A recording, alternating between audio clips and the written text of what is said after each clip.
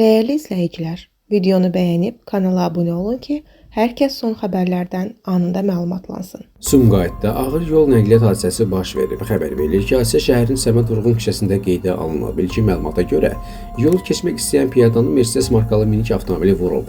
Zərbənin təsirindən piyada aldığı ağır xəsarətlər nəticəsində hadisə yerində ölüb.